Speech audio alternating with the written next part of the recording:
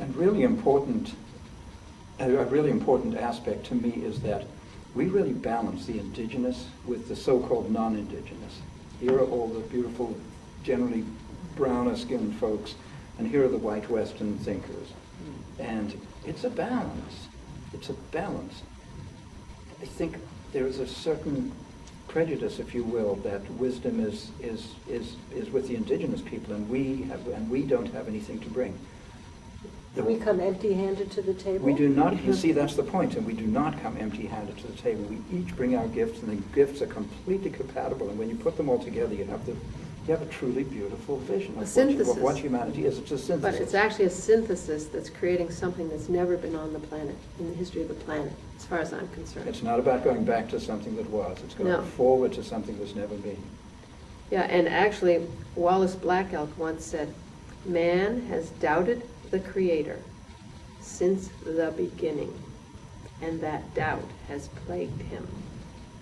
And that's what told me that what's coming on the planet that's never been here before is trust.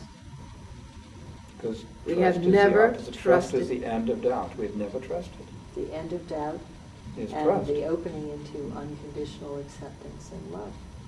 And knowing that life is endless change and being okay with that. You know, this fear of change, being locked into whatever we have, at least we know it, you know. It's like the devil we know. Being trusting enough to just let it go and know that whatever comes is probably going to be the most wonderful thing that's ever happened, just because that's the nature of the universe. It loves us. How about that?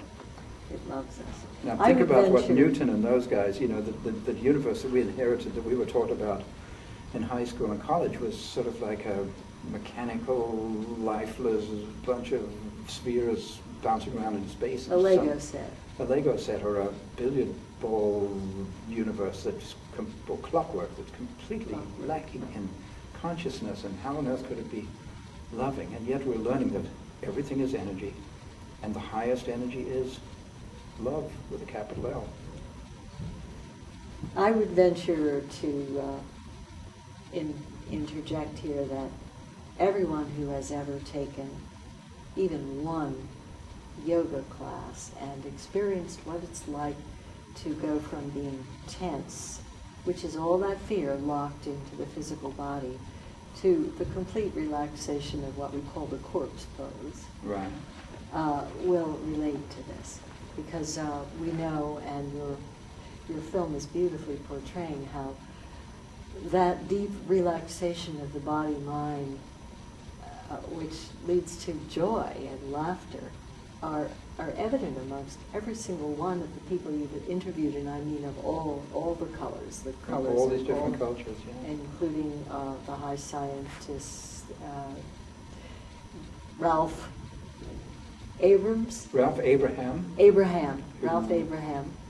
and John Rennish, the business futurist, and John Stokes, who is American. John Stokes is American. He lived many years in Australia with the Aborigines. And as we couldn't get to Australia, but we did know one person who had spent serious time with the Aboriginal elders. Yeah. So we asked him what message would they bring to this film. So we intend to get to the Australians themselves at a later date.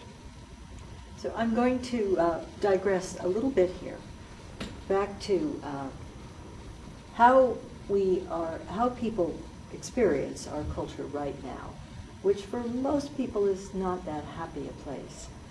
And given that when you find yourself unhappy, you can keep on being unhappy. We have the choice, or you can, as you say, raise your vibration, raise your frequency, and choose to step into a place of happiness.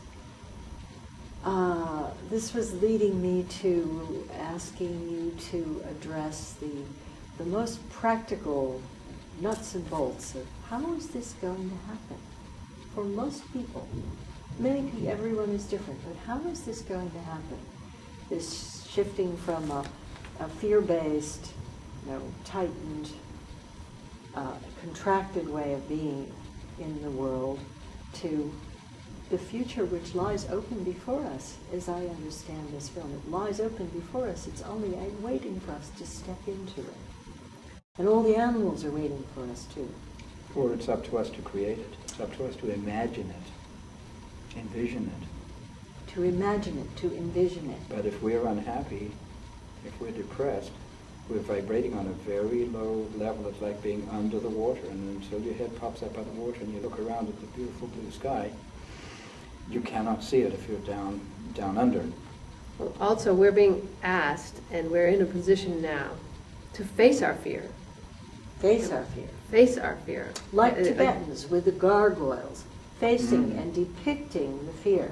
So it's being put in our face, our personal fears, our collective fears, and just as Marilyn Youngbird says in the film, we have to look at it, face it, feel it, and choose to walk through it to the other side.